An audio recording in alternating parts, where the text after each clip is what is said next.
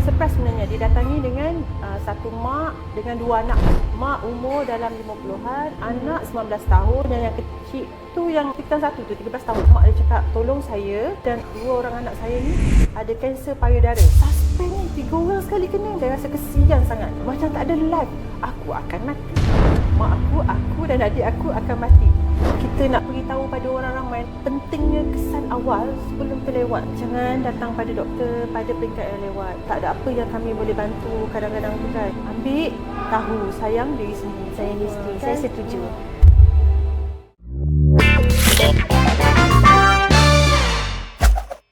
Hai, Assalamualaikum. Selamat datang ke Membawang Show podcast episod yang keempat. Biasanya saya, Dr. Wina sebagai host anda dan juga ada L, co-host saya. Tapi unfortunately pada hari ini dia kurang sihat. So pada hari ini kita bawakan tetamu yang sangat istimewa. Jeng jeng jeng. Okey, sempena bulan Oktober, sempena Breast Cancer Awareness Month. Okey. Jadi bersama saya hari ini kita bawakan Puan Nisha. Saya. Puan Nisha adalah Ketua Jabatan Kejururawatan di Magna. Ya, saya. Okey. Jadi kami sebenarnya sangat honoured. Terima kasih. Puan Nisha datang pada hari ini. Sebab Puan Nisha pun yang dia agak selebriti juga, dia biasa keluar TV. Kan. Jauh sangat tu. Jauh sangat tu. Jauh sangat. Okey Puan Nisha. Jadi sempena Breast Cancer Awareness Month ni, kita bawakan Puan Nisha lah untuk share sedikit berkenaan makna dan topik yang related tu ni lah, breast cancer.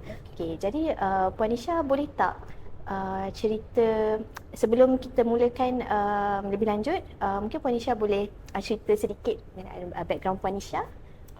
Okey, untuk audien di sini saya merupakan jururawat sebenarnya. Sebelum ni saya merupakan jururawat di bahagian kanser. Kalau dalam bahasa medicalnya onkologi lah.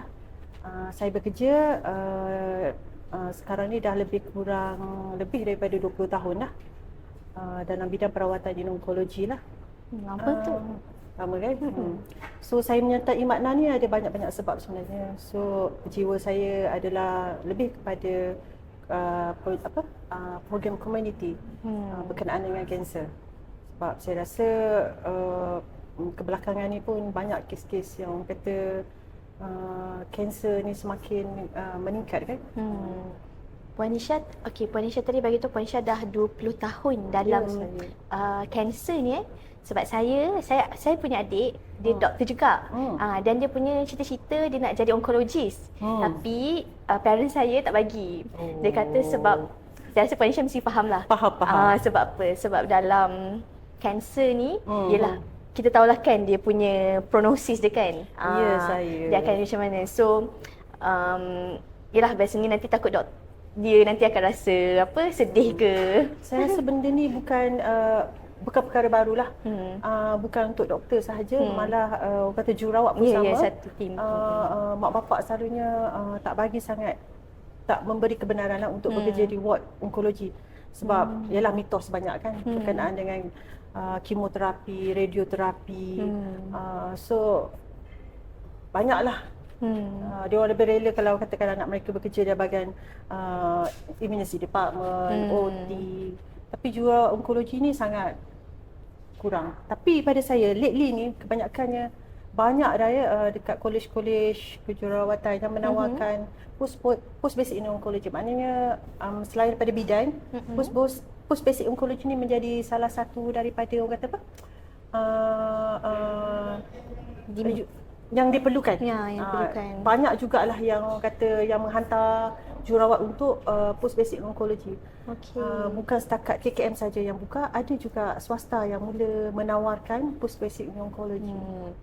Dan saya rasa sebenarnya ialah untuk jururawat terutamanya sebab dulu pun saya kerja di hospital. Ialah jururawat ni kan mereka yang akan betul-betul menjaga pasien, lagi-lagi dalam bidang onkologi ni bedridden kan. Bila saya pernah kerja dalam department onko juga.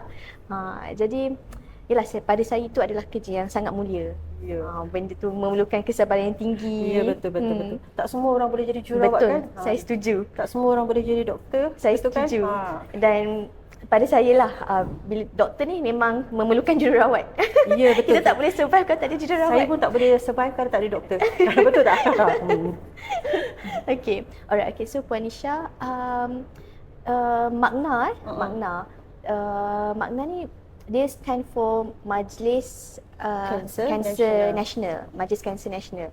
Mungkin Puan Nisha boleh elaborate. Apakah Sebenarnya makna ditubuhkan atas orang kata untuk membantu pesakit kanser yang miskin. Pesakit kanser yang miskin.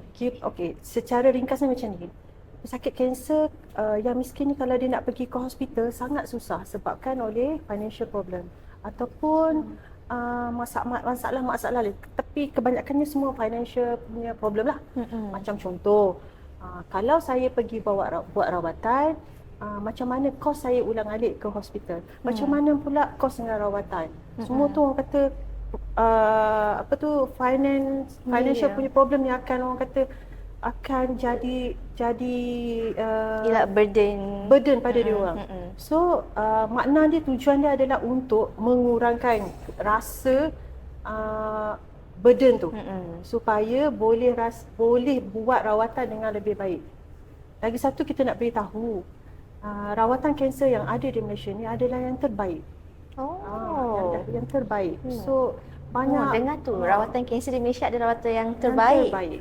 So setiap tahun kita akan ada macam simposium untuk orang kata berhimpun bersama onkologis untuk tengok rawatan yang terbaik untuk sakit kanser di Malaysia. Menarik. So maknanya kita tak jauh daripada negara seperti negara US, negara lain yang jauh lebih lah kalau ikutkan jauh lebih. Dan saya rasa tabiklah untuk kerajaan kita kan dapat memberi rawatan yang terbaik sebenarnya kepada rakyat di sendiri. Alhamdulillah. Setakat ni lah. Okey. Menarik. Apa yang Puan Syasha tu sebenarnya rawatan onkologi di Malaysia ni rawatan yang terbaik di dunia. Dan ada kos yang kata yang tidak membebankan masyarakat kan, betul tak? Betul. Sebenarnya saya punya aunty pun adalah salah satu, dia dah meninggal lah. Dia ada breast cancer juga. Jadi tempoh dia memang saya tengok lah waktu tu saya kecil lagi, tapi saya tengok lah macam mana dia dapatkan rawatan. Sebenarnya sangat orang kata rawatan kanser ni bukan rawatan seperti rawatan yang kita tengok macam operation, pembedahan, orang kata rawatan paliatif yang lain. Yang ni orang kata rawatan yang memerlukan kesabaran, sokongan yang tinggi. Betul. Dia bukan sekadar orang kata ambil terus baik, tidak. So yang tu sebenarnya dalam tempoh rawatan tu yang akan membuatkan seorang pesakit tu macam rasa nak berhenti.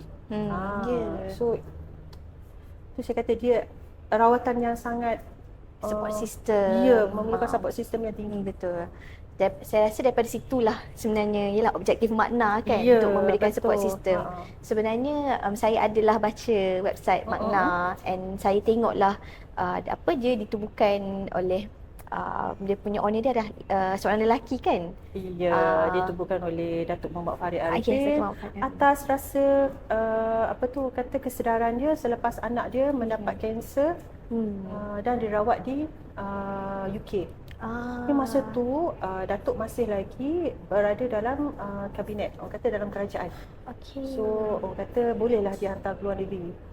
Tapi Datuk kata dengan rawatan yang begitu mahal, macam mana orang miskin nak dapatkan rawatan? Takkan orang kaya saja kan. So daripada situ timbullah rasa kesedaran antara keluarga mereka, kata kita mesti bantu orang lain selain daripada keluarga sendirilah. Tapi sebenarnya itu adalah satu hikmah, satu orang kata macam mana nak cakap, di sebalik duka tu ada hikmah aku sebaliknya lah. Dia kata kalau katakan anak dia baik, so dia kata nak tubuhkan makna ni untuk sakit kanser di Malaysia. Alhamdulillah makna ditubuhkan. Dan pada awalnya orang kata susahlah juga kan, sebab makna ni bergantung kepada dana awam. So alhamdulillah dan kita bertahan sampai sekarang. Daripada 1995 rasanya. 95 96 macam tu lah. Ya, Okey. saya sampai sekarang. Dan dulu kita ada cuma bantuan kepada pesakit kanser sahaja. Okey. Sekarang dah diperbesarkan lagi. Oh. So makna ni Maksudnya bukan pesakit kanser sahaja. tak, maksud saya rawatan kanser ni bukan bermula daripada orang kata bila you dah kena baru you dapatkan rawatan, makna bantu tang tu. Tak. Dia mula daripada kalau doktor tengok daripada screening lagi kan? Ya betul. Daripada awal screening Oh. sampai ke palliative. So semua makna cuba orang kata fulfillkan dalam yang gap tu. Sangat bagus sebab memang saya tengok Magna pun ada provide mobile mammogram punya servis kan? Itulah. Yang tu yang paling best saya sebenarnya saya nak cerita. Itu orang kata program mobile yang pertama sekali lah dekat Malaysia. Yang pertama? Yang pertama dalam trailer. Siapa punya idea tu memang menarik lah. Siapa punya idea dipikirkan bersama-sama. Bersama-sama ya. Sebab tujuan kita adalah membantu B40 yang orang kata kawasan kampung, yang orang tak boleh masuk, yang tak boleh akses nak keluar, yang tak nak keluar macam-macam kan. So tujuan screening ni adalah untuk memberi lagi kesedaran kepada masyarakat luar bandar. So, yelah mereka lah lagi-lagi yang tak kurang akses kan. Dengan alasan tak jauh lah, tak ada duit lah, macam-macam kan. So apa kata kalau kita dekatkan kita punya servis tu depan rumah dia orang. Sampai tak? Kan? Ya, betul. So setakat ni trailer makna ada 3. Ada 3. Kita ada di seluruh Semenanjung. Malaysia. Semenanjung 1. Kita bergerak 1 Malaysia. Wow. Kita bergerak 1 Malaysia. And then kita ada Sabah, kita ada Sarawak. Wow. Kiranya dalam trailer tu complete semua ada dalam trailer tu ada mission mammogram. Kita memang tempahas, nak kata tempahas. Terpahas lah sebab mesin tu adalah yang boleh di mobile, bukan yang in situ. Ada setengah mesin untuk x-ray ni in situ kan, betul tak? Yang ni betul. Kita tempah yang mobile. So kita letak dalam trailer, moldkan kat situ dengan bantuan engineer lah kan, dia lah buat semua tu.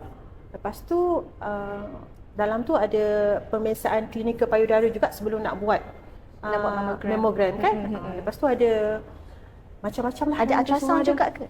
Ya, kita ada ultrasound juga. Baru saja dilancar pada tahun ni lah untuk ketiga-tiga.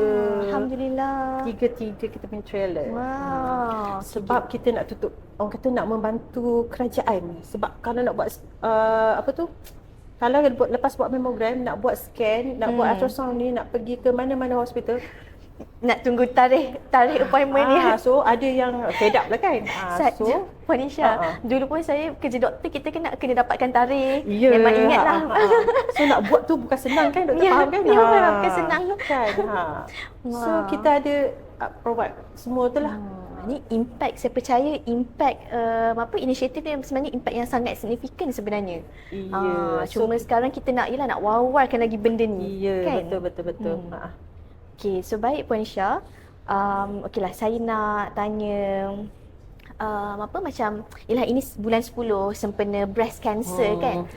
Jadi saya nak tanya jugalah, macam mana Magna memainkan peranan di dalam kanser payudara ni? Itulah makna kalau bulan 10 memang busy. Memang busy. Daripada bulan berapa lagi dia orang dah booking dah. Daripada awal tahun pun ada yang booking untuk bulan 10. Sebab sangat busy. Sepanjang bulan 10 ni kesedaran kanser, program awareness dekat sekolah, IPTA, IPTS, community, mana-mana termasuk mobile, semua penuh dengan projek untuk kesedaran kanser payudara. Seluruh Malaysia. Seluruh Malaysia. So saya okeylah, macam mana nak cakap, lately ni saya rasa kesedaran orang kesedaran masyarakat lah pada saya berkenaan dengan kempen bulanan ni sangat bagus. Maknanya dia orang aware berkenaan dengan kesihatan. Perasan tak? Betul. Kalau dulu tak kira lah bulan apa, sama je kan. So tiap bulan orang dah mula, saya rasa dah mula spot. Kalau katakan bulan 10 kanser payudara. Bulan 11, 12 kanser untuk testis and prostate. So Baguslah. Alhamdulillah lah. Kanser payudara, kalau macam dalam makna ni kiranya semua kanser lah kan, dia Ya. dia merangkumi semua jenis kanser. Jadi kanser payudara ni saya rasa yalah dekat Malaysia ni kanser payudara ni adalah kanser yang paling common among wanita kan. Betul. Jadi saya rasa kanser payudara ni dalam makna sendiri dia paling paling dirangkumi lah kiranya. Ya saya. Macam tadi Puan Isha cakap makna ni ialah waktu bulan 10 paling busy, nak kena buat macam-macam ialah pelbagai program dengan komuniti. Dalam makna ni ada berapa orang staff ni? Okey. Staff lebih kurang kita ada termasuk sebagai jururawat saya rasa dalam 200 lebih termasuk Sabang dan Sarawak. 200 lebih. Sana saja ada 100 dan lain-lain tu semua macam berkenaan dengan awareness, berkenaan dengan unit volunteer, kita ada unit mobile. Mobile kita ada pemandu lori trailer yang tu semua specialized kan. Kita pun tak boleh bawa tak. Lepas tu kita ada technician, kita ada engineer. Engineer adalah yang untuk mobile punya machine memogram tu lah. Kita ada bahagian bursary. Bursary adalah orang yang memproses permohonan untuk meneruskan rawatan daripada hospital. Kiranya setakat ni kita dah cover 96 hospital di seluruh Malaysia untuk dapatkan bantuan daripada Magna. Berkaitan dengan kanser lah. Kiranya bila mereka sambil mereka mendapatkan rawatan di hospital, mereka juga boleh meminta bantuan daripada Magna. Daripada segi macam tadi Puan Nisha ada sebut financial kan? Financial, rawatan ulang-alik ke hospital. So tak ada alasan kan tak pergi hospital? Lepas tu kalau tak ada rawatan hospital ulang-alik tu maksudnya Magna tolong bagi duit. Lepas tu bolehlah sewa kereta ke, sewa naik bas ke apa ke untuk datang ke hospital. Kebanyakan benda ni ini banyak Magna yang tolong arrange kan? Ya. Terserah pada pesakit lah dia nak naik kereta sewa ke apa ke. Sebab katakan dekat kawasan dekat Semenanjung tak ada masalah sangat tau. Kita ada banyak kenderaan awam. Tapi Sabang dan Sarawak susah sikit lah. Tu sebab saya lagi kata kereta pendalaman sewa lah kan? apa benda apa semua tu kan. Bas lah. Dekat sana memang banyak lah dekat sana. Selain daripada tu daripada segi financial, ubatan, barang-barang prosesis, prosesis untuk breast, lepas tu stapler untuk kolon, lepas tu stoma bag, wheelchair, pamper, susu, semualah apa yang diperlukan daripada stage 1 sampai stage yang keempat. Sampai stage 4. Okey. Daripada ubatan sampailah sekecil-kecilnya lah. Alhamdulillah. Nasib baik. Saya rasa memang impact Magna ni memang sangat ni. Jadi macam Puan Nisha cakap, tadi Puan Nisha sebut dalam bidang untuk jabatan jururawat ni dalam 100 lebih jururawat kan? Ya saya. Selain pada jururawat ada juga ke doktor? Saya ada doktor, 3 orang doktor. 3 doktor. Semenanjung, Sabah dan Sarawak, semua dalam unit mobile. Saya ada pembantu kesihatan di yang kolaborasi dengan SCTM ataupun Hospital UKM. Kita ada 7 rumah perantaraan di seluruh Malaysia. Sebelum cerita lagi rumah perantaraan kan? 7 rumah perantaraan di seluruh Malaysia. Ya. Rumah perantaraan ni adalah digunakan rumah untuk transit untuk pesakit kanser yang duduk luar bandar, yang tak ada tempat tinggal, tak payah duduk hospital, tak payah sewa rumah, tak payah sewa hotel, duduk rumah kita free, percuma. Wow. Ada 7. So Ini Sabah untuk Sarawak palliative care kan? Macam contoh macam patient nak buat radioterapi, rawatan dia kan panjang lah sampai 35 kali tengok pada kes kan. So 35 kali kalau nak ulang alik duduk rumah saudara pun pakai duit juga kan, betul tak? Ini duduk rumah kita free semua, hantar ke hospital, semua kita orang kereta, kita grabkan ke hospital, pergi dengan balik, cuma masak sendiri je. Masak kita kuranglah sikit kan. Kan masak-masak tak ada orang nak makan kan. So kita tak cater untuk makan lah. So patient boleh masak sendiri dekat rumah tu. And di rumah tu diorang boleh bawa ada diorang punya family member juga ke? Kita selalu one to one saja. Maknanya satu penjaga, satu patient. Maknanya diorang boleh berkenalan dengan pesakit-pesakit kanser yang lain. Ada support system. Yes. So every week ataupun every month akan ada cancer support group pada Magna untuk bagi lagi orang kata apa tu, tambahan supaya dia orang ni dapat meneruskan lagi rawatan. So tak adalah dia orang sorang-sorang dekat dalam rumah kan. Kalau ulang-alik rumah saudara pun tidur ataupun orang kata tak ada orang yang take care sangat kan. Yang bila betul-betul fokus Ya. sebab macam Puan Nisha sebut banyak highlight berkenaan support system kan. Sebab sebenarnya ialah cancer survivor ni ialah itu yang paling penting sebenarnya buat mereka. Betul. Sebab tu bila macam mana nak cakap, bulan kanser bulan 10 ni adalah bulan yang paling, orang kata, yang paling memberi erti kepada, memberi makna. Memberi makna kepada pesakit kanser sebenarnya. Kebanyakan kes yang kita terima pun memang kebanyakannya adalah pesakit kanser payudara. Daripada stage 1 sampailah stage 4. Stage 4. Boleh ke Puan Nisha share sedikit macam mana Puan Nisha handle? Yalah, Puan Nisha pun dah berapa tahun dalam makna ni? Saya rasa lebih 20 tahun. Dah lebih 20 tahun. So saya rasa Puan Nisha pun mesti dah encounter banyak sangat kes. Yelah, mesti ada pelbagai cerita di sebalik. Yelah, banyak kisah-kisah. Terutama sekali pesakit kanser lah yang orang kata memberi kesan kepada saya sendiri.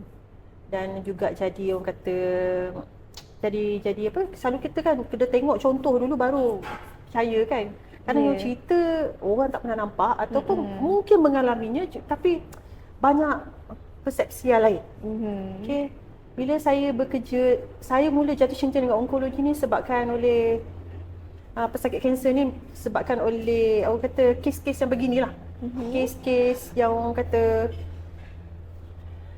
tak seperti macam kes operation ke, kes medical surgical ke. Yang ni adalah lain daripada yang lain. Dengan kemo, dengan radio, dengan wound lagi kan. Siapa yang sanggup kan? Pengalaman saya bekerja mengendalikan pesakit kanser payudara yang menyedihkan, yang mana bila datang pada kami adalah pada peringkat lewat. Maknanya payudara tu dah keras, dah besar. Kadang-kadang yang ada yang kita terpaksa buat dressing untuk tahan luka. Keadaan yang orang kata busuk. Macam mana, susah nak digambarkan. Bila ada yang buat radioterapi 15 kali, macam rasa macam wound tu macam kena bakar. Yang kita bakar, yang kita buat barbecue tu. Bila tengok sakitnya lah rasanya kan. Kesian. Tapi kita nak beritahu pada orang ramai, nak beritahu pentingnya kata kesan awal sebelum terlewat tu. Sebab bila dah lewat kan, kita orang kata alah nanti pergi hospital dapat rawatan meninggal. Kan selalu dengar kan doktor kan. Alah sedihnya saya nak cakap. Sebenarnya benda tu tak akan terjadi jika datang awal sebenarnya. Dah lewat datang kat kami, tak ada benda lagi kami nak buat kecuali dressing ataupun begitulah. Kan? Kanser payudara ni saya percaya dia adalah kanser sebenarnya yang paling boleh dirawat. As long as kita detect awal. Yelah, selagi the kanser tu dekat dalam bahagian payudara tu lah. Stage yang awal kan. Sebab itu sangat pentingnya early detection ni. Saringan ataupun orang panggil saringan. Mungkin selalu orang takut dengan saringan ni doktor. Tahu sebab apa? Sebab bila buat saringan dapat result. Dapat result tak nak tengok. Itu pun satu hal jugalah. Pernah dengar kan? Ya, biasa dengar. Allah. Ataupun doktor pun biasa kan, bila orang datang dekat doktor kata, doktor jangan cakap result saya. Kan? Macam-macam lah dia orang ni kan, betul tak? Pelik. Betul. Dekat tempat saya pun ada mesin nak tengok muka. Tengok ada jeragat ke jerawat kan. Sama jugalah. Sama kan?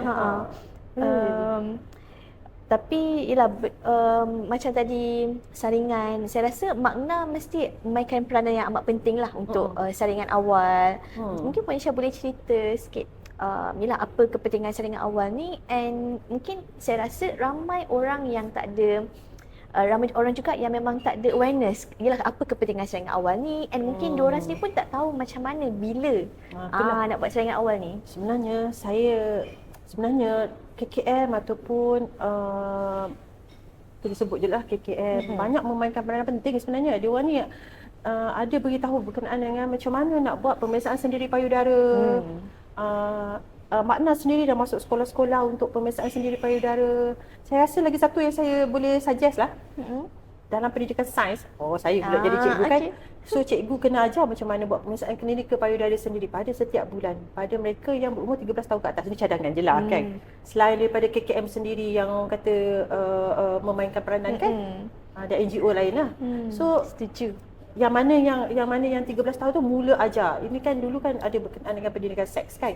So includekan benda ni macam ni lah untuk buat pemeriksaan sendiri payudara. Kan. Selalunya kes-kes jumpa ketulan ni selalunya orang kata selalunya lah yang saya dengar waktu mandi, pergi spa. Waktu pergi kan? Berurut. Kadang-kadang orang yang urut tu dia rasa boleh ada ketulan kan. Sebenarnya itulah kita jadi perempuan ni kita ni banyak fikir. Orang perempuan ni case denial. Banyak memikir kan. Ke depan terlalu banyak sangat memikir kan. Yang tu yang tak ke depan tu. Yang tu yang tak ke depan tu sebab fikir je tapi action tak ada. Okey.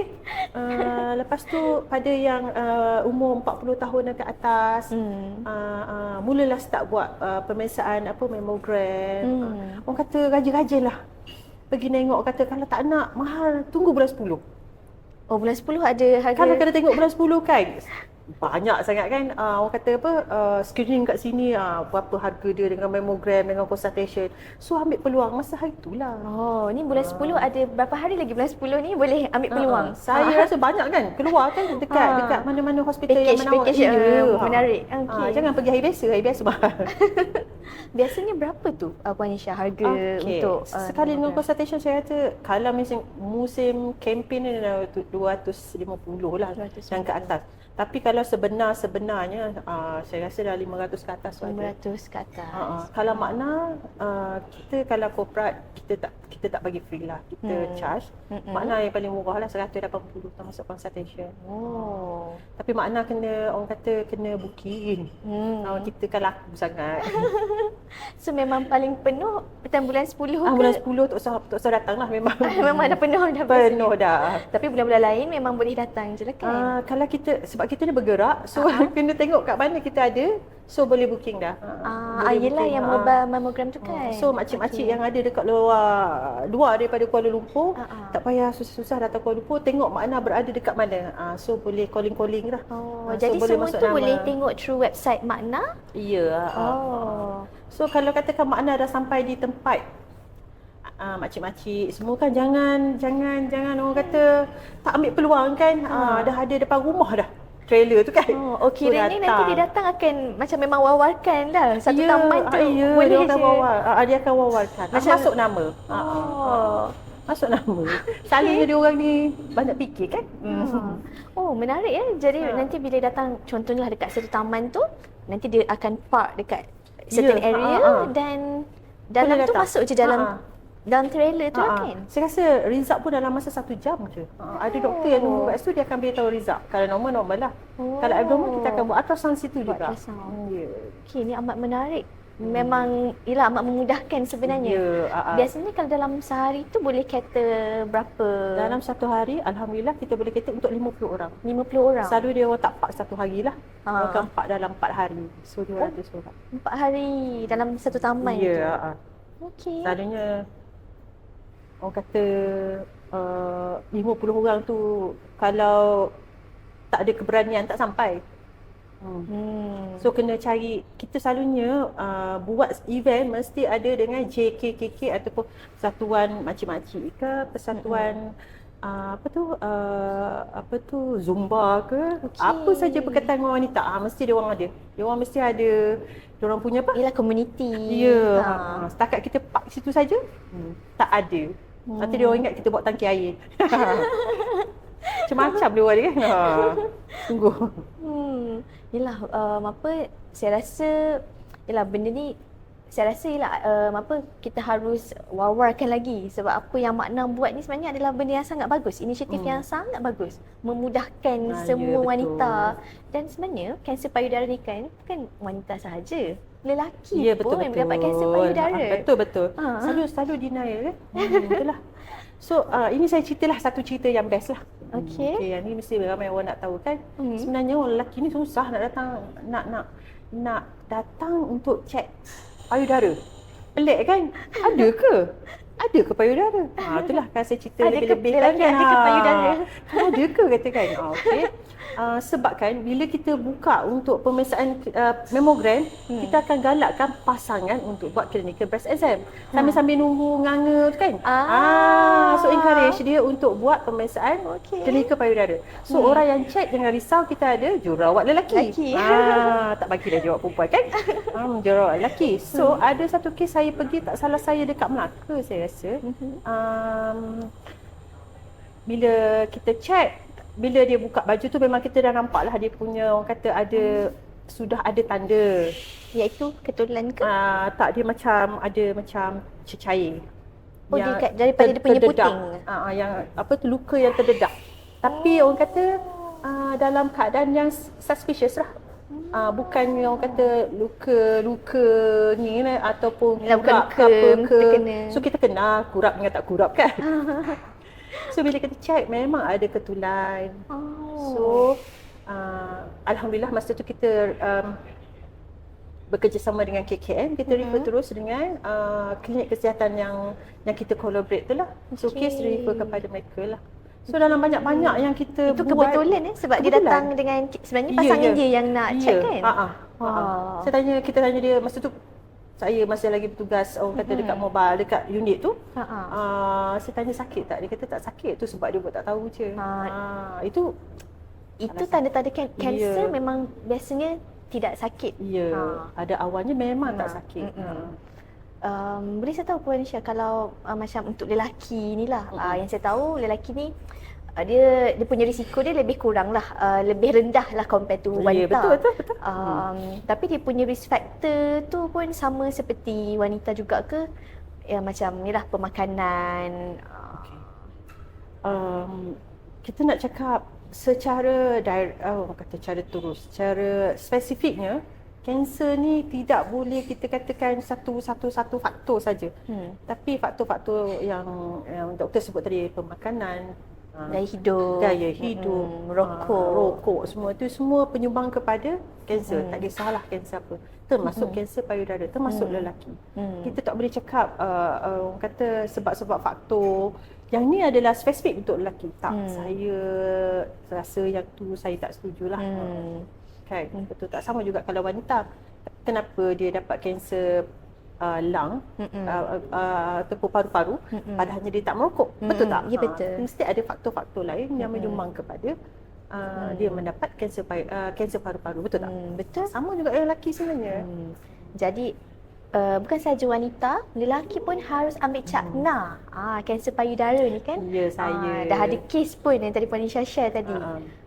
Jadi kalau untuk lelaki ni, dia punya umur untuk dapat kanser payudara pun sama. Ikut statistik dia, kanser payudara lelaki ni bukanlah orang kata yang tertinggi pun dekat Malaysia kan. Betul. Tak ada orang kata 1%, kurang daripada 1% pun. Umur 50 tahun ke atas tu memang beresikolah. Ya, saya. Baik. Okey. Jadi kepada lelaki juga dapatkan juga, buat juga pemeriksaan sendiri payudara. Okey, macam Puan Isha cakap tadi, pemeriksaan sendiri payudara ni boleh dilakukan setiap bulan apabila umur sudah akhir balik lah kiranya kan. Betul. Okey. Baik Puan Isha. Tadi Puan Isha kita cakap sikit pasal support system kan. Saya nak tahu lebih dalam lah. Macam mana makna ni berfungsi untuk bagi support system kepada masyarakat ni. Sebenarnya susah tau. Susah sebenarnya. Nak meyakinkan orang, kita nak bercakap berkenaan dengan penyakit sangat susah sebenarnya. Tapi dengan orang kata berapa lama dah makna dalam bidang kanser ni, alhamdulillah kita belajarlah. Kita ada contoh macam yang kita ada dekat makna cancer support group. Okey. Cancer support group ni adalah terdiri daripada wira-wira kanser. Kita panggil wira kanser. Sebab pada saya kiranya Puan Isha mereka adalah cancer survivor lah. Ya, kita tak panggil survivor, kita panggil wira. Bukan senang kan nak jadi wira kan. Dia adalah wira yang tak didendang kan, betul tak? Betul. So kita panggil wira kanser untuk beri orang kata sharing kepada pesakit kanser yang baru ataupun pesakit kanser yang kena depress, family yang depress. Sebab kadang-kadang kena faham ya, bila seseorang tu didiagnoskan kanser, patient mungkin dalam keadaan yang confused. Yang ketakutan adalah family dia. So, apa nak kena buat mesti digerakkan daripada family kan, betul tak? So, patient menunggu je ni sebab dia dalam confused kan. So, itulah makna datang Cancer Support Group datang untuk membantu kedua-dua. Bukan membantu pesakit sahaja, Yeah. membantu dia punya relatif. Ada setengah tu yang menelefon makna lah melalui toll free makna. Itu direct. Selalunya yang menelefon makna adalah orang-orang yang baru didiagnoskan kanser. Baru dapat contoh macam saya baru didiagnoskan kanser oleh doktor, so saya tak tahu nak buat apa. Kebanyakannya lah. Ataupun saya rasa takut. Adakah saya akan, orang kata saya akan mati. Ataupun macam mana dengan anak-anak saya.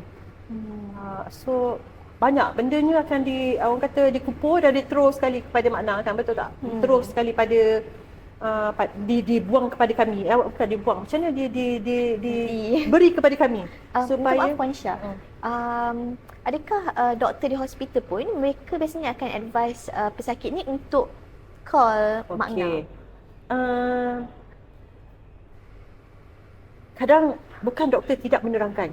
Okey, doktor dah terangkan sebaiknya kepada pesakit ataupun jururawat dah terangkan sebaik kepada pesakit. Tapi dalam keadaan yang macam tu, rasanya siapa yang akan mendengar? Kan fakta-fakta tu semua hilang. Apa yang dia cakap kan?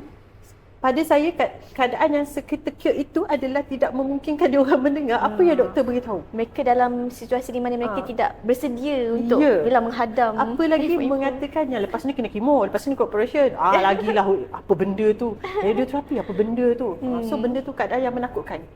So tujuan makna ada kat situ adalah nak beritahu, reinforce balik doktor punya maklumat supaya tidak menimbulkan lagi orang rasa takut, rasa sangsi, rasa macam-macam rasa tu. Okey. Kita tidak against apa yang doktor cakap. Apa yang doktor beritahu. Kita tak akan kata sebab patient ni cerdik. Dia akan cakap macam ni. Doktor bagi masa saya 1 minggu ataupun 2 minggu untuk buat rawatan. Boleh tak? Dia start, boleh tak? Saya nak pergi orang tu lah, orang ni lah, itulah kan, betul tak? Saya tak nak mention lah.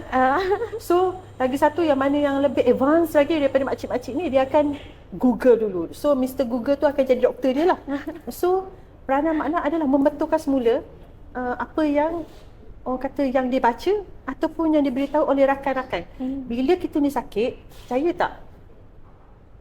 Orang sahabat kita ataupun orang kita tak kenal ataupun siapa-siapa jiran lah apa benda semua akan jadi doktor automatik. Betul? Setuju. Kan? So diorang ni akan lebih terpengaruh pada benda yang begitu sebab mudah. Kan? Sebab mereka rasa selamat. Doktor tu dia tak kenal kan. Yelah doktor ni kata kan. So makna akan bantu dia untuk reinforce balik. Kalau dia buat begini, apa akan jadi? Boleh, tetapi risiko kena tanggung. Boleh. Kita tak cakap tak boleh. Nanti kan orang kata, kalau kita kata tak boleh makcik kena pergi sini juga, kena pergi hospital juga. Dia akan rasa macam off. Kita offkan dia. Betul tak? Bila off, habislah. Inilah dia rasa tak ada option dah. Matilah aku. Kan? Yang toll free line tu memang available 24 jam. Taklah 24 jam. Orang headline tu tak tidur nanti. Sebab yang menjawabnya adalah jururawat juga. Termasuklah saya. Kadang saya juga yang menjawabnya. Kesian. Kadang dia orang call kan. Angkat juga kesian. Dia orang nak apa kadang kan. Saya juga jawablah. Selalunya dia orang kata yang menanyakan adalah macam mana dia orang nak overcome dia orang punya rawatan, financial assistance, financial problem, anak-anak, suami, bla bla bla bla. Hubungan semua. Biasanya yang buat panggilan ni adalah pesakit sendiri ataupun mereka punya pasangan ke? Okey, daripada statistik saya, statistik saya kebanyakan yang adalah pihak yang ketiga. Pihak yang ketiga. Okay. Selalunya saya beritahu pada staf saya supaya jangan ambil maklumat pada orang yang ketiga. Kadang-kadang orang yang ketiga ni lebih gabrau, kadang-kadang lebih terkejut daripada orang yang sakit ni. So kita tanya sendiri orang yang sakit ni apa yang dia orang perlukan. Daripada situ kita akan orang kata guide dia macam mana. Dan saya sendiri kes-kes yang saya handle sakit kanser payudara terutama sekali, saya tak akan cerita dia sampai ke kemoterapi, radioterapi. Kita cerita yang hari ni sampai ke hari esok saja apa yang perlu kita buat. Supaya yalah orang perempuan kan, Ya, dalam otak dia macam-macam. Dia kalau dia nak masak sampai minggu depan punya masak pun dia dah tahu nak masak apa kan. Tapi tak jadi. Tapi tak jadi pun. Dia punya plan tu cantik kan. So dah tahu dah. Kita dah tahu dah perangai orang perempuan kan. So kita bagi sikit-sikit.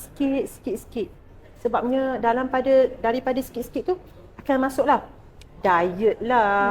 Orang kata nak makan apa, boleh tak makan tu. Mitos banyak sangat kan. Boleh tak begitu, boleh tak begini. Boleh tak saya pergi ke sini, boleh tak saya pergi ke situ. So daripada situ, lepas habis kat situ, baru kita akan berkenaan dengan rawatan pula. Rawatan tu pula nanti orang bercerita begini, bercerita begitu, bersemangat. Kita betulkan facts tu. Lepas tu baru ni, bagi orang calm dulu.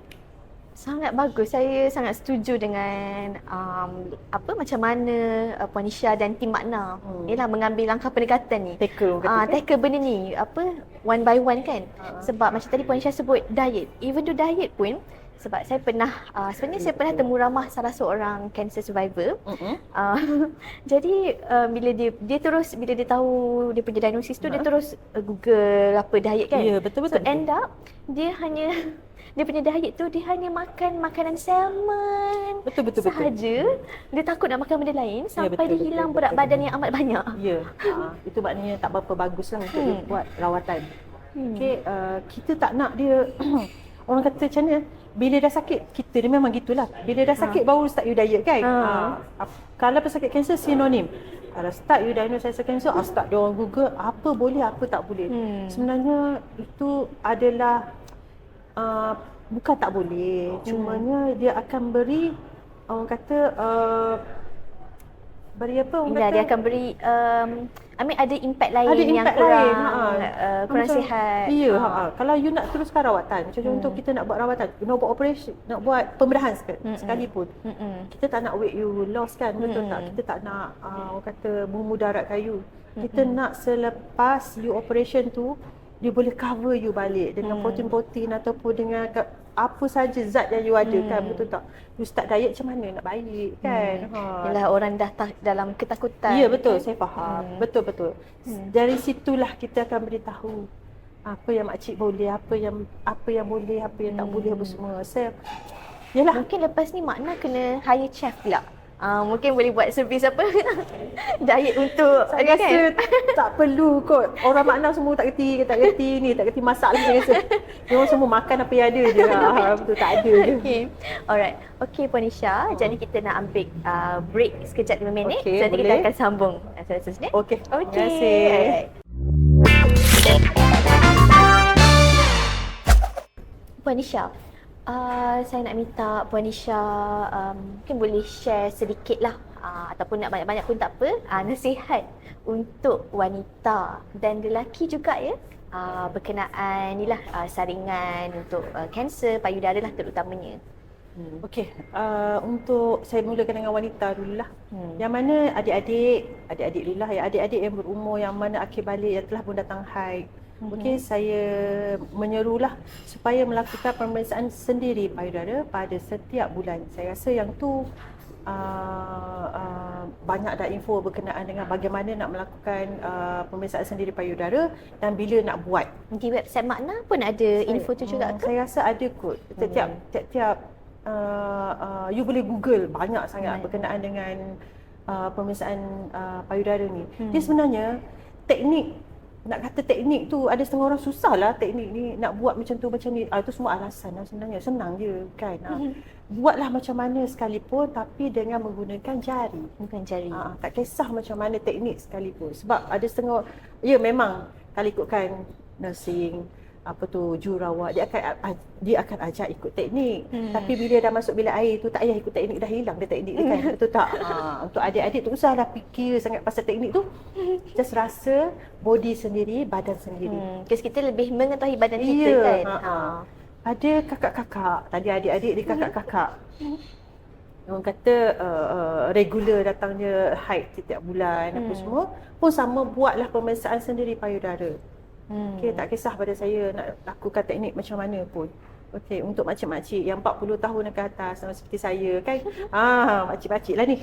Okey, kena buat, orang kata startlah buat pemeriksaan sendiri payudara dan juga untuk saringan kanser mamogram. Saya rasa banyak dah sekarang ni yang Bermula menawarkan 40 tahun 40 tahun dan ke atas yang menawarkan mamogram, termasuk makna sendirilah. So boleh pergi kat mana-mana orang kata yang menawarkan perkhidmatan mamogram. Untuk lelaki, okey, yang mana untuk adik-adik, untuk abang-abang semua ya, adik-adik dan abang-abang lah. Okey, sama saja teknik dia, tak ada lain je. Sama sahaja, menggunakan jari-jari untuk merasa sendiri payudara. Jika ada ketulan yang orang kata yang tak sakit, masalahnya sekarang adalah ketulan tak sakit tak pergi jumpa doktor kan. Dah sakit baru jumpa doktor. Dia adalah ketulan yang sangat jahat sebenarnya bila tak sakit dia kan. Yang orang kata abnormal daripada yang lain, bukan orang kata masa, dia ketulan. Okey, sama ada dia guli, seperti guli ataupun seperti batu. Silalah berjumpa dengan doktor. Sebab sebenarnya ialah tanda awal kanser payudara sebenarnya adalah ketulan. Ketulan yang tidak sakit. Ya, saya ulang banyak kali dah tadi kan. Ketulan yang tidak sakit. Ya. Terus berjumpa dengan doktor. Ya, saya rasa sekarang doktor akan ambil berat berkenaan dengan orang kata bila kita beritahu yang kita ada ketulan di payudara. Betul kan? Betul kan? Sangat betul. Betul kan? Lagi-lagi ketulan tu kalau doktor akan tanya, sakit ke tak? Tak sakit. Kan? Memang. Sendiri tahu. Okey, baik. Saya nak tahu jugalah, yalah dah 20 tahun Puan Nisha dekat dalam Maknan kan. Apa, yalah macam kan kita ada banyak sumber-sumber, yalah Google semua. So saya rasa banyak je sumber yang tidak tidak sahih kan. Mungkin Puan Nisha boleh share apa mitos ataupun cabaran Puan Nisha lah sepanjang dalam makna ni. Itulah sebab kita ni orang Melayu kan, orang Malaysia pula tu. Memang kita tak lari daripada mitos. Okey, saya cerita daripada satu keadaan ni lah. Okey, yang berlaku di satu tempat. Saya tak boleh mention dekat sini doktor ya. Saya agak di dalam Malaysia. Di dalam Malaysia. Masa tu saya buat program mobile mammogram ni jugalah di sebuah negeri. Saya mention begitu je lah. So, saya surprise sebenarnya didatangi dengan satu mak dengan dua anak. Mak umur dalam 50-an, anak 19 tahun, yang kecil tu yang tingkatan satu tu 13 tahun pada saya. Datang pada saya. Mak dia cakap, tolong saya. Dia kata, saya dan dua orang anak saya ni ada kanser payudara. Tapi kami tak pergi jumpa doktor. Okey. Maksud saya kata, jangkit ke? Tiga-tiga ada ni? Saya kata, suspend tak kan? Maksud, suspend ni 3 orang sekali kena. Makcik, asal makcik tak bawa jumpa doktor? Saya tanya, of course kita sebelum tu kita buat investigation. Sebab saya jumpa dengan satu perempuan ni yang kita panggil bomoh lah, dia kata kan. Dia yang diagnosekan saya, dia tengok payudara saya, dia kata ini kanser. Okey. Dia tahu tu kanser, dia scan ke? Of course kita tanya kan, macam mana you boleh diagnose kanser semudah itu? Dia tak scan lah, tapi 2 kali lah saya berubat dengan dia, saya dengan anak saya. Saya tengok keadaan anak perempuan dia yang umur 19 tahun yang cantik tu, dengan anak dia yang 13 tahun yang baru tingkatan 1, saya rasa kesian sangat. Betul ke kanser payudara ni? Kan? Kesian sangat. Macam tak ada life. Aku akan mati. Mak aku dan adik aku akan mati. Betul tak? Yelah. Kanser payudara ni bukannya benda yang macam kita nak demam ke kan? Sakit. Setelah didiagnosekan oleh seseorang yang tidak bertanggungjawab. Mula saya cek mak dia dululah. Lepas saya cek mak dia dulu, saya diam dulu. Lepas tu saya kata, okey adik, dia kata main masuk anak perempuan dia yang kedua, yang umur 19 tahun, yang kurus, kering, kesian. Okey, saya cek payudara dia. Okey. Okey, yang adik yang kecil sekali. Saya kata, dah datang haid belum? Dia kata, dah. Dia kata, saya cek payudara dia. Okey, lepas tu keluar, okey makcik. Okey, duduk semua tiga-tiga depan saya. Dia cakap, minta maaf makcik. Makcik bukan kanser payudara makcik. Minta maaf. Yang ada di badan makcik ni rasa kena jumpa dengan doktor sebab saya rasa kurap. Tahu tak, berapa lama dah makcik jumpa dengan bomoh ni? Dah setahun, dek. Dia cakap kan, dah setahun. So, Dah setahun anak perempuan dia tu hidup. macam, rasa saya bukan dapat kanser. Dah setahun dia hidup dengan, maksudnya beranggapan dia Ya, ada kanser payudara. kalau doktor tengok, dia adalah keadaan kurap yang sangat tebal. Oh, Saya kata gatal. di bahagian payudara dan badan lain juga ke? Bawah daripada payudara tu. So, semua tiga-tiga tu sama dapat. Oh. Tiga-tiga tempat yang sama, benda yang sama. Sama. Kalau saya kata saya panggil kurap dekat, saya tak tahulah doktor ada nama saintifik lain, saya tak pasti. Okey. Saya kata macam ni, kena jumpa dengan doktor yang terdekat untuk ubat sapu je makcik. Nanti insya-Allah adik awak takkan pucat macam ni lagi dah. Lepas ni boleh kahwin, dek. Oh, kesiannya. Kesian dekat dia sebab merasakan dalam masa setahun tu dia ada kanser payudara. Mak dia dengan adik dia. Ya Allah. Okay, mitos ya. Sebab apa? Bila saya tanya balik, kita kena tahu ya, keadaan orang yang susah, orang yang miskin, dia tidak ada keupayaan untuk orang kata mendapatkan bekalan air yang bersih, pakaian yang orang kata yang bersih, yang dibasuh dengan sabun ke apa whatever. Tiada, dia cuma boleh guna sumber air yang ada. So kita tahulah hygiene macam mana apa semua. So semua tu adalah yang menggalakkan yang terjadi pada ketika itulah. Pada saya lah kan. So saya referkan dia kepada klinik yang terdekat.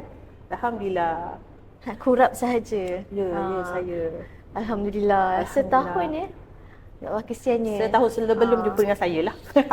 Jadi ni, yelah, memang amat yelah, saya rasa benda ni pun kita tak boleh nak salahkan mereka semata-mata. Ya, kerana mereka sendiri, yelah mungkin mereka kurang aware.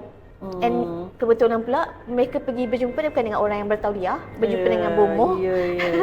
Nasib baik saya kata you saya rasa saya ada hikmah dia. Kenapa tiba-tiba, bukan tiba-tiba lah, kita ada event dekat sana dan dia orang kata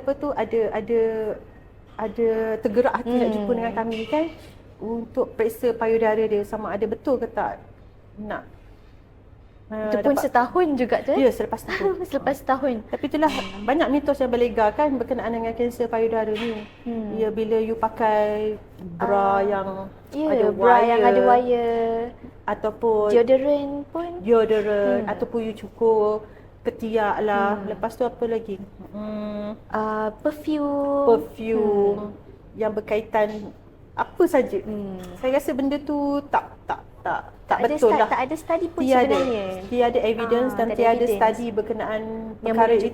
Itu menyumbang kepada kanser payudara lah terutamanya.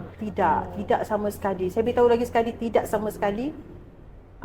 Itu adalah penyumbangnya, bukan ya. Ada setengah berkata, ini yang terbaru sekali yang saya dengar. Dia kata jangan cabut tiak.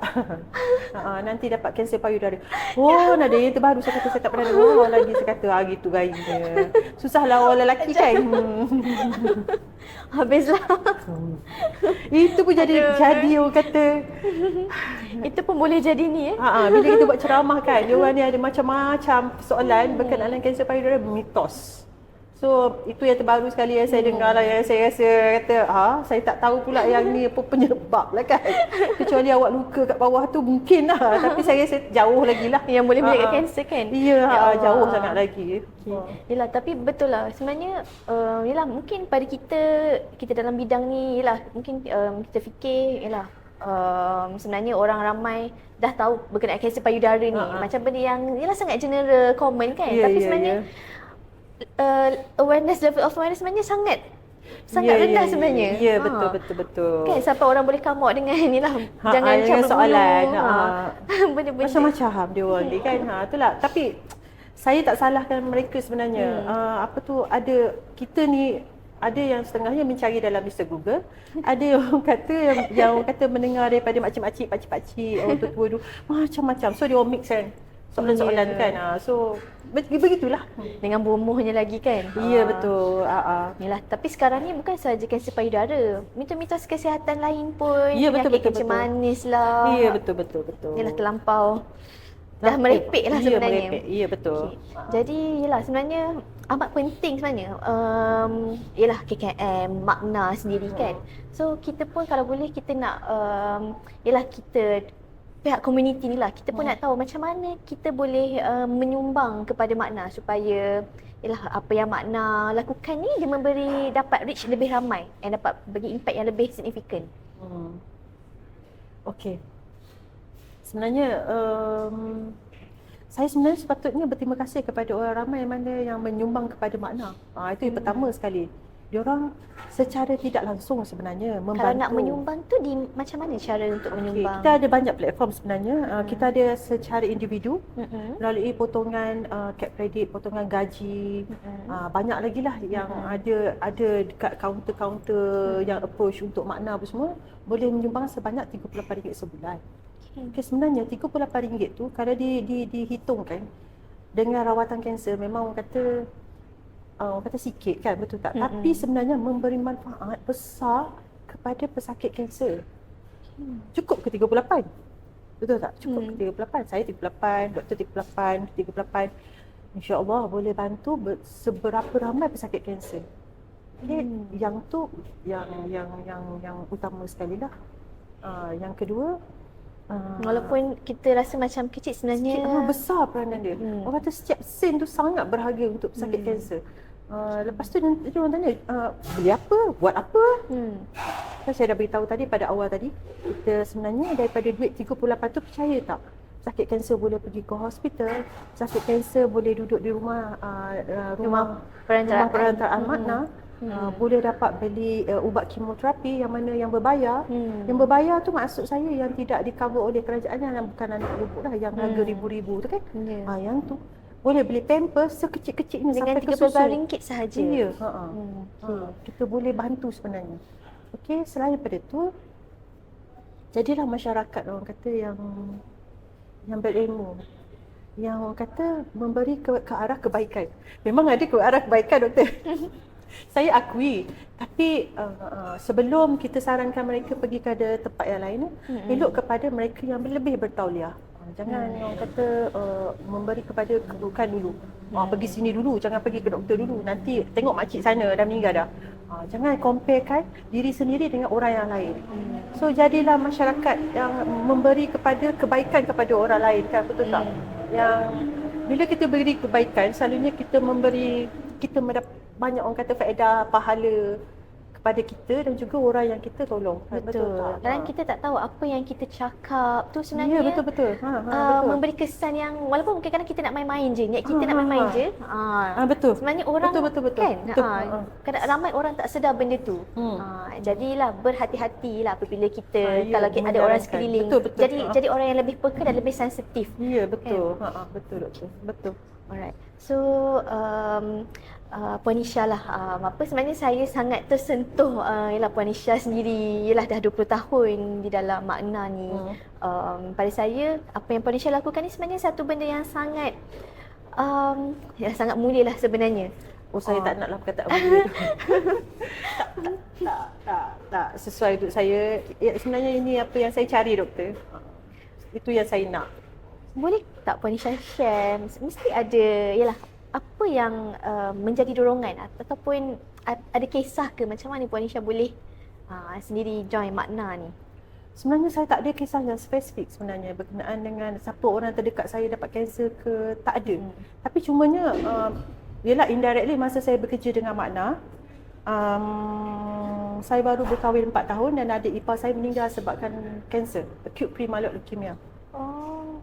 Tak berapa lama kemudian orang kata saya guide bapa mentua saya untuk menjalani rawatan kemoterapi masa umur 70 tahun. Pun limfoma. Dan mak mentua saya baru saja meninggal disebabkan kanser liver, kanser hati. So saya rasa benda ni macam orang kata menjadi orang kata kekuatan untuk saya untuk saya bantu orang lain pula. Saya kata tadi, saya tiada sumber inspirasi yang sebenarnya mengapa saya berada dalam untuk membantu pesakit kanser ni lah. Maybe dah jodoh saya ataupun minat saya yang begitu mendalam dalam bidang kanser dan juga community. Puan Isha ni orangnya yang sangat suka memberi, yang nak memberi selagi boleh memberi, Yalah. kan, nak membantu ramai orang. Yalah, begitulah. Dapat pahala kan. Yelah, macam Puan Isha start dengan apa, menjaga keluarga tadi Puan Isha ceritakan, belah mertua. Jadi saya rasa daripada situlah kot saya rasa bila Puan Isha ialah membantu certain individual, kemudian Allah gerakkan hati supaya Puan Isha Jual Makna ni dapat membantu lebih ramai orang. Alhamdulillah. Okay, Alhamdulillah. semoga dipermudahkan Terima kasih, segala doktor. urusan Terima Puan Isha kasih. dan juga seluruh tim Makna. Terima kasih. Jadi mungkin Milah, Makna ni sudah daripada 1995 kan. Jadi mungkin Puan Isha boleh share apa harapan Makna lah seterusnya. Okey. Waktu seterusnya. Nak kata harapan Makna untuk mengurangkan kadar kematian disebabkan kanser itu adalah bukan jalan yang paling, bukan orang kata yang paling mudah. Sangat susah.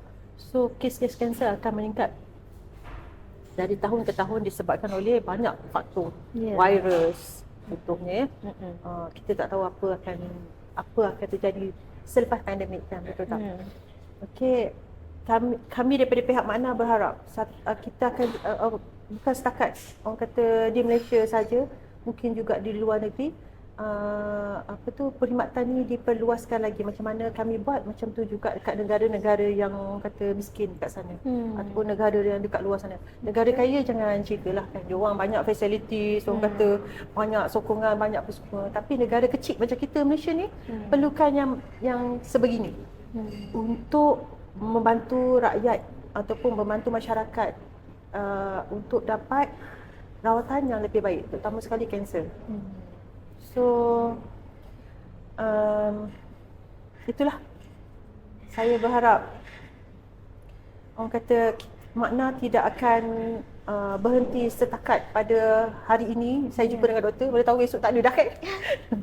Saya berharap sampailah bila-bila Makna akan terus orang kata relevan dekat Malaysia dan membantu lebih banyak pesakit kanser di Malaysia. Amin, amin. Alhamdulillah. Saya percaya yalah, saya doakan semoga Makna, seluruh tim Makna ni terus diberi terus dimudahkan urusan. Dan saya percaya Milah, bukan Makna sahaja, kita sendirilah pihak komuniti, KKM yang lain-lain kan, kita pun harus memainkan peranan jugalah. Betul. Sebenarnya kita harus berganding bahu kan. Macam Puan Isha cakap tadi, kanser ni betul sebenarnya. Statistik kanser sebenarnya makin meningkat. Sebab bila kita tengoklah sekarang ni dalam pemakanan pun kan, fast food, orang makan fast food makin banyak. Kemudian dengan banyak orang meninggal sebab penyakit-penyakit lain pun, orang dah umur muda pun dah boleh kena heart attack, kencing manis, darah tinggi, apatah lagi lead to cancer kan. Jadi anything yang related to kesihatan ni sebenarnya kita harus ambil cakna. Ya, betul. Ambillah apa peluang, ataupun kasihanilah diri sendiri, sayangilah diri sendiri. Ambillah berapa minit ataupun berapa hours untuk diri sendiri kan, betul tak? Sebenarnya kesihatan ni adalah anugerah Allah yang paling Kalau banyak duit tapi sakit, buat apa kan? Orang ramai ambil kesihatan ni for granted sebab kita bila sakit baru kita kalau kita tak sakit, kita mana rasa apa-apa, kita nak buat apa, tak akan ambil tindakan kan. Jangan datang pada doktor pada peringkat yang lewat. So tak ada apa yang kami boleh bantu kadang-kadang tu kan. So rawatan pun rawatan yang kita panggil paliatif sajalah kan. Jangan begitu. Ambil tahu sayang diri sendiri. Sayang diri sendiri, saya setuju. Kan, siapa lagi yang akan sayang diri kita kalau bukan diri sendiri? Lakukan untuk diri kita sendiri. Betul. Kan, sebab bila kita hidup ni, kita nak bagi lebih ramai, lebih banyak value kepada orang lain. Tapi order untuk buat benda tu, kita haruslah jaga diri kita sendiri dulu. Betul. Jadi untuk semua wanita di luar sana, termasuklah lelaki, sempena bulan Oktober ni lah bulan breast cancer awareness, dan semua kena tahu bahawa satu dalam setiap 19 wanita ada betul, risiko betul. untuk mendapat Mendapat kanser kanser payudara. Betul. Dan saya rasa risiko ni lebih tinggi untuk kaum Cina, betul ke? Ikut statistik memang kaum Cina yang lebih tinggi lah. Lebih tinggi. Dia orang kata dalam semua kes kebanyakannya termasuk nasopharyngeal carcinoma, kanser paru-paru, kebanyakannya kaum Cina lah. So yang tu statistik yang dia keluarkan daripada KKM sendiri lah. Tapi kita sebagai orang Melayu, kita jangan kata kita nombor 2. Orang dalam kita nombor 2 lambat lagi kan. Tidak. Sebenarnya ada dua kemungkinan pada saya lah, saya ada dua kemungkinan. Satu, orang Cina dia lebih cakna berkenaan dengan kesihatan. So dia orang banyak orang kata pergi ke hospital menggunakan fasilitis yang ada untuk kesihatan. Tapi orang Melayu mungkin okey tak sampai-sampai lagi macam itulah. Saya setuju sebab orang biasa dengar orang Cina dia lebih takut mati. So bila dia lebih takut mati tu yang dia lebih ambil cakna kan. Pergilah buat segala test walaupun itu yang tak kita rasa cakap sakit. lah. Tapi sebenarnya kesedaran berkenaan dengan kesihatan tu tinggi di kalangan mereka. Sebab itulah statistik mereka lebih tinggi. Ya, boleh jadi sebab itu. Mungkin sebab Kan? itulah. Okey, jadi kepada semua wanita, okey, so jangan lupa okey, macam tadi Puan Isha advise, okey, pastikan anda melakukan pemeriksaan sendiri payudara setiap bulan. Setiap bulan sekiranya anda sudah akhir balik. Okey, dan kalaulah anda terjumpa ketulan walaupun sekecil mana pun dan tidak sakit, terus berjumpa dengan doktor. Bukannya guru. Okey, ataupun boleh juga reach makna. Okey, dan mereka akan berikan advice yang sepatutnya. Okey. Dan again kesihatan adalah anugerah yang paling bermakna untuk kita semua. Jadi jagalah kesihatan diri anda. Okey, pastikan amalkan gaya hidup yang sihat. Tidak merokok, lakukan regular exercise, tidur yang mencukupi, dan juga diet juga memainkan peranan yang sangat penting. Makan diet yang seimbang, kurangkan makanan yang tinggi gula, tinggi lemak, fast food especially. Okey, dan rajin-rajinlah membaca macam mencari info berkenaan kesihatan. Okey. Alright, so Puan Isha, kami sangat menghargai Puan Isha sebab banyak sangat sebenarnya saya percaya. Saya rasa jangan mengantuk pula ya. jangan orang kata tentang kesihatan ni doktor. Orang kan macam akan lari sekejap kan, betul tak? Orang rasa macam kurang minat lah. So saya harap perbualan kita ni kan memberi manfaat kepada orang yang mendengar ni lah. Ya, amin. Yelah, betul lah. Kesihatan ni sebenarnya topik yang yelah dia agak betul. bukan semua orang suka dengar ni kan. Tapi tak nak memang kita kena ambil cakna pasal benda ni. Ambil tahu kan? Ambil tahu. Okay. Alright, so terima kasih banyak-banyak again Puan Isha. Sama-sama daripada pihak Makna, kepada tim doktor kerana menjemput Makna pada hari ini. Alhamdulillah, saya harap orang kata perkongsian saya orang kata sampai kepada pendengar kat sana lah. InsyaAllah. Kalau dan semoga mana tahu kita boleh melakukan program yang lebih kan. InsyaAllah boleh. InsyaAllah. Okey. So kepada semua penonton podcast Membawang, so jangan lupa subscribe kepada channel kami, like dan tinggalkan komen kalau anda ada apa-apa soalan terutamanya yang berkaitan kanser payudara. Nanti kita boleh mungkin kita boleh minta tim Makna attend untuk jawab soalan tersebut. InsyaAllah. Okey. So terima kasih banyak-banyak semua. So jumpa lagi di episod pada akan datang. Assalamualaikum.